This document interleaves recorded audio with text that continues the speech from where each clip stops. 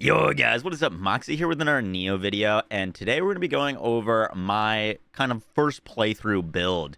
Now this is a martial arts build. We'll be breaking down like all of the terms and all the things that you need to know, and also talking about why this build is so freaking strong, because there's some pretty like interesting mechanics going on, but in this guide, we're going to talk about what weapons to look out for, what armor sets at different points of the game, where to find them, and more. Should basically give you everything you need to know to succeed for your first playthrough. Hope you guys enjoyed the breakdown. Let's do this. So let's talk about what the core of this build is, kind of like what the mechanics are, and then how to play and like what to look out for. So to start, we are using a martial arts build. Martial arts is something that is exclusive to the samurai mode, and while you're in samurai mode, landing attacks, deflecting attacks, key pulsing will all build up your arts gauge. Now when your arts gauge is full, your next strong attack will become a like martial arts attack, which is enhanced. It means that it is guaranteed to critical hit, and it does not consume any stamina. Damage dealt to enemies is increased, and key consumption is decreased, and different martial arts can be used consecutively. So there's a few keywords here. The first is that the attack unleashed upon activation does not consume ki. So what we're doing with that is we're pairing attacks that basically are unlimited until you run out of ki. So if we go over to, for example, my Odachi, and we look at some of the skills that we're using, if we look at Ground Sweeper, this is a like heavy attack, aka we can use it with martial arts, and it reads that we hit Y after a quick attack, and we can continue depressing to perform consecutive hits, attacks in a zigzag trajectory as long as your ki allows. So we can do this skill infinitely as long as we have stamina, but if we activate this as our martial arts skill, it does not consume stamina, meaning that we can do this on a boss basically as long as we want, and all of our hits will be guaranteed critical hits. They'll do increased damage because we're using it in martial arts, and it's not going to consume stamina, so we can kind of just spam this. The other ability that we're going to be pairing with this is Mad Spinner with the Wind Augment, which increases its damage and adds wind damage, but it increases your ki consumption. And once again, this is an attack that we can kind of continuously do until we're out of ki, but when we're using it as a martial arts, we don't actually consume any ki, so we can just kind of spam this on bosses. And so that's kind of the idea of the build, is we're going to be building up our martial arts proficiency gauge very quickly, using powerful attacks that cannot be interrupted. We're going to be using some things so that our attacks can't be interrupted, so we can just spam them. We're also going to have lifesteal on our gear so that we can sustain our life while we're damaging enemies, and just making all of our attacks break a lot of ki. When an enemy is out of ki or stamina, they can't fight back. They basically just take damage, and we can actually build into stats that make enemies, while they're like out of ki or exhausted, take even more damage. So that's kind of the core concept of the build. So you can start with axes or the Odachi for this build. I personally really love the Odachi early on for one main particular reason is, one, you can start with it at level 1, but also the very, very first boss that you will fight gives you a guaranteed drop of a very, very powerful Odachi that will carry you for quite some levels. So I think the Odachi is a really, really great start. There's also a set from the very onset of the game that you can pick up basically as soon as you start playing. You can start building in towards called the Pride of the Crimson Army. Pride of the Crimson Army will give you extra ki pulse bonus, martial arts damage, which we're doing, defense with your Odachi, extra damage if you have full HP. It's a really, really great set, and you know, a ton of different gear will be dropping with the Pride of the Crimson Army bonus. So that one is a really, really great one to look out for. Now, if you aren't aware of how gear works in Nioh 3, enemies can drop gear. There are like dedicated drops for certain items, but for example, you could get a Pride of the Crimson Army helmet at level 5 in one area, and later on at level 100 plus, you could get that same helmet but with better stats with the Pride of the Crimson Army. So you could technically wear like one set throughout the game. The way that I found it, it was a lot more natural to change sets because new areas introduce new sets with new bonuses.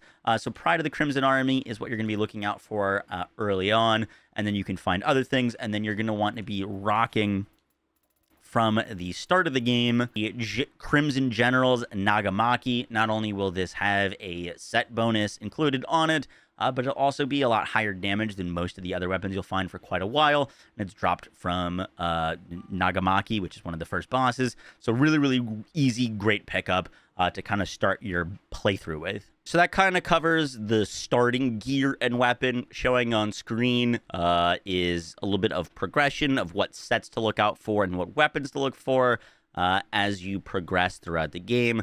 A lot of these things are random drops. There are specific enemies that do drop certain weapons, which I will have a hopefully link to down in the description. I'm not sure if there's going to be a resource for that, but most of the stuff you can just kind of find by just exploring the world and killing things. But yeah, that should cover the like kind of gear progression and weapon progression for things to keep an eye out for as you get further into the game. Like more powerful sets start dropping.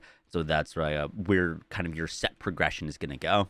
For your stats, showing on screen is what my stats look like around level 70. For the most part, you're going to be putting most of your points into strength, stamina, heart, and constitution. I try to keep my strength at around 1.5 or 2x of my like heart and constitution, and then the rest of the points you're kind of be investing constitution, heart, stamina kind of at an equal level, with strength being around double that. So those were my stats at around level 70. These are my stats now at level, I think I'm 125. So relatively same ratios. I did have to up my stamina quite a bit to wear some of the heavier armor at endgame, but stamina is not as much of a priority for your points early on. Constitution, heart, and strength are definitely your priorities. And then when you get some like crazier armor sets, you can put some more into stamina. And then we're kind of just using the bare minimum into skill, intellect, and magic to benefit from our like amulets, skill slots, and some of the gear that we want to wear on our ninja form. So that covers your like very starting gear and very starting weapon. Now in Nioh 3, the way that you acquire skill points are through ninja locks. These can be found constantly throughout the map through doing quests. You'll get them. You basically get such an abundance of these locks that you can spec into tons of different weapons, even if you don't plan on using them. But for your Odachi, if you plan on starting that, you're going to want to pick up Ground Sweeper as soon as possible. This is the attack that is going to allow us to have a infinite chaining, basically, attack that as long as you have stamina, you're able to upkeep this. Now, this can only be done in low stance, and low stance is actually where we're going to be spending most of the time on the Odachi. Different weapons I prefer different stances on. Low stance for the Odachi feels really, really great. There's a lot of other really awesome moves that we can pick up here. In the Odachi tree, the other big like nodes to pick up, besides kind of just like rounding out and adding more combos, is Moonlit Snow. This is a super powerful attack that does kind of this like 3-piece combo with then like a ton of small little hits that all extend outwards from your blade. And the coolest thing about Moonlit Snow is it actually is chainable from your like sweeping ground. So you can go from your like uncancelable ground sweeper and then opt out to end it early and then go into a charged Moonlit Snow, and that's a super, super powerful combo. There's a bunch of other great things to unlock here. The one thing to note about like kind of picking up your skill tree, I'll zoom out here if you want to copy what I've spec'd. But the big thing to understand is that you're going to pick up duplicate things that have duplicate actions, and then you go to your customized martial arts book, basically, and you can pick what attacks you use from different things. So, for example, on our high stance, we can use Clarity, which we increase our key recovery in exchange for our movement speed. And I also could have Imperative Strike here, but you can rock Clarity. For example, I've got an Augment for Moonlit Snow, which increases its damage, but increases its key consumption. And that doesn't like automatically overwrite Moonlit Snow. You're going to want to come in and like customize this. So if you are looking to just copy eventually, this is what I've got right now on my Odachi bar, basically. For your skills, I was rocking. For your skills, the most important skill is going to be Oppressive Strength. You can actually get this from a set bonus later on, so you can uncheck this later. But early on, Impressive Strength is huge. This means that you cannot be staggered during strong attacks and martial arts while your arts proficiency is active. So basically, once we go into our like Ground Sweeper or Moonlit Snow or whatever strong martial arts ability you're using, you just can't be stopped unless an enemy literally kills you. And so you could just kind of face tank things, especially with some of our lifesteal, and just go at enemies. We're also using destructive arts to increase our elemental and status effect buildup, unshakable to reduce our damage that we're taking while we're attacking, and single slash katana for also increased strong attack damage. For our common skills, I was rocking Cure Fast for increased life restored by elixirs, Tourbillon, so that when we're switching to our proficiencies, we get enhanced art proficiencies, which increases our damage dealt by strong attacks and martial arts while our arts proficiency is active. Once again, really leaning into this. Awakening to use our magic faster, and amplification to extend the duration of magic items. And then in our ninja form, I was using Puffer Pass technique so that we can constantly spawn this little Scampus Snake Bite technique for increased damage damage over time. Dreadbringer, which increases our damage dealt by our magic and ninjutsu, and Hollow form, which allows us to help restore some ki while we're in ninja form. And the last thing we were using was Wrathful Dragon, inflicts increased damage received on an enemy after you land a hit with a ninjutsu. So if we are hitting enemies with our ninjutsu, they'll also get a debuff basically to increase the elemental damage they take. And early on, your weapons will not have like elements on them, but once you're like further into the game, it's pretty easy to get like weapons imbued with status effects. For example, my Odachi is lightning imbued. My Tonfas are both fire and lightning imbued with life drain on them, so you'll get more elemental stuff later on. Early on, you're basically just looking for raw damage, but elemental damage does become really strong later on.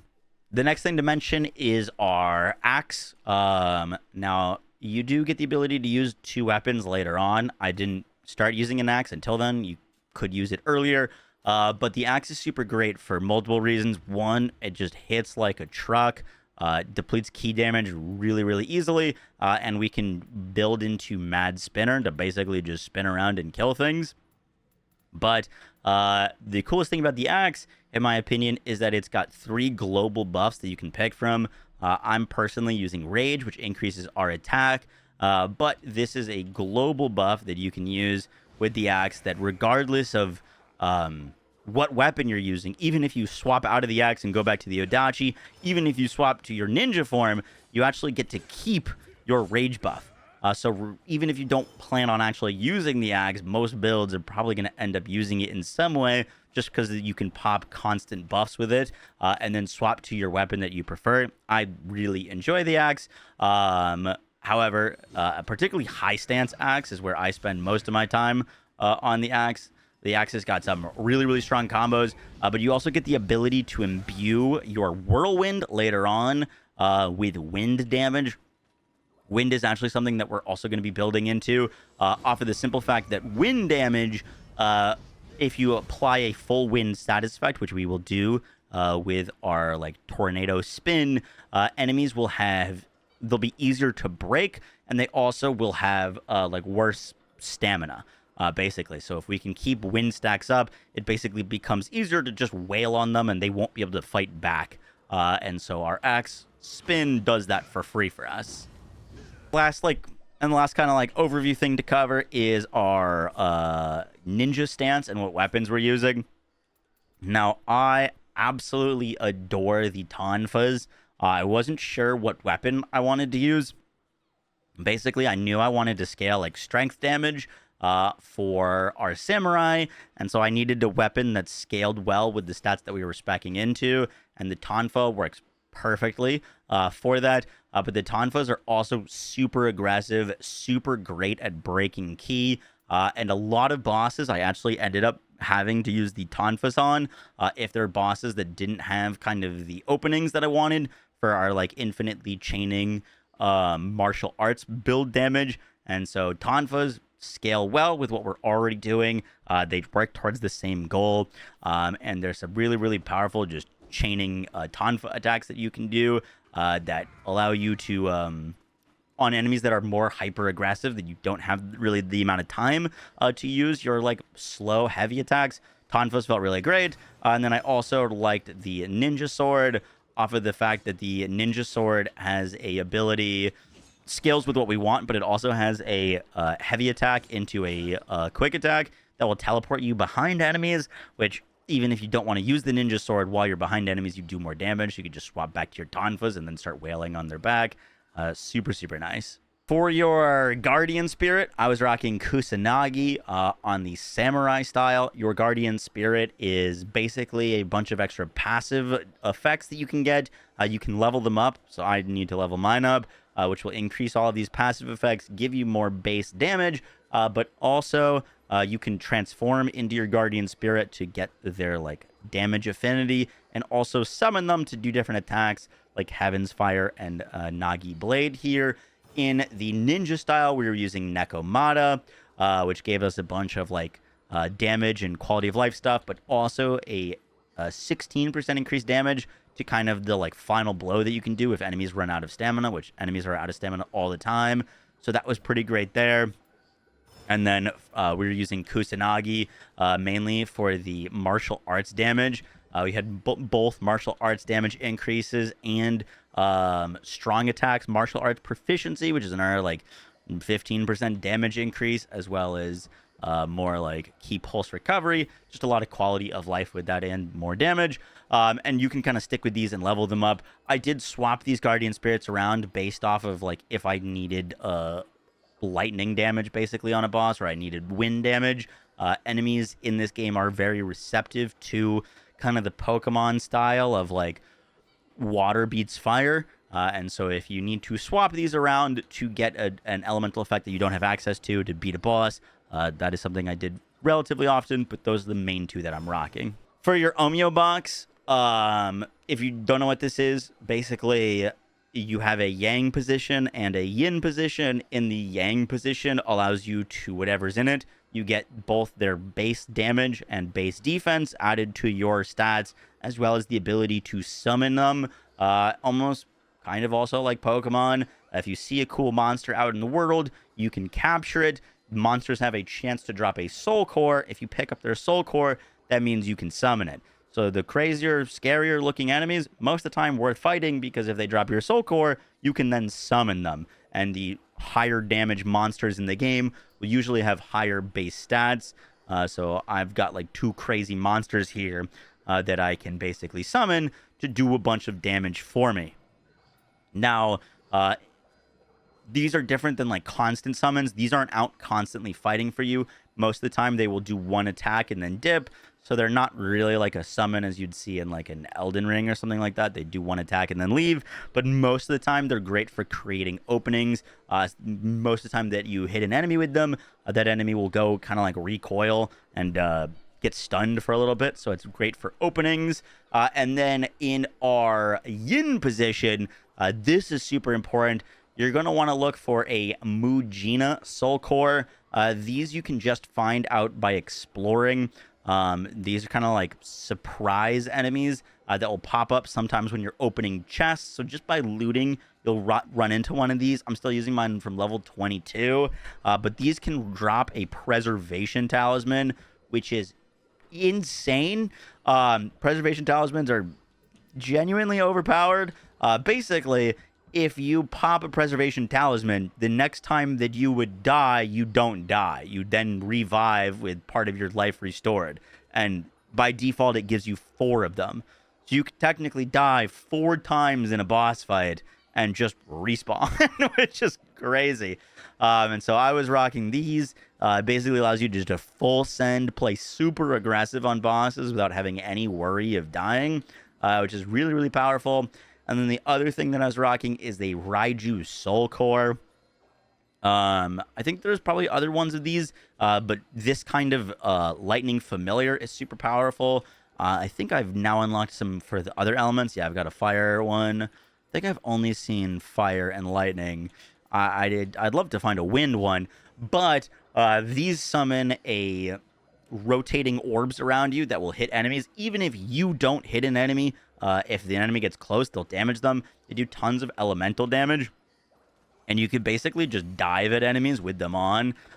So while they're on and rotating around you, they'll just add passive elemental damage buildup to enemies, which is really, really nice. They stay for quite a while. And, you know, like if you're spinning around on your axe, now you're hitting with wind damage and lightning damage, and my axe is fire, so I'm doing fire damage. Just tons of extra elemental buildup, which is super nice. Guys, that's going to do it for the build guide. I hope you enjoyed. There's a ton of moving parts, so I hope I covered all of them. I plan to do like more kind of in-depth build guides for New Game Plus, because that's when kind of like min-maxing and optimization becomes like even more important.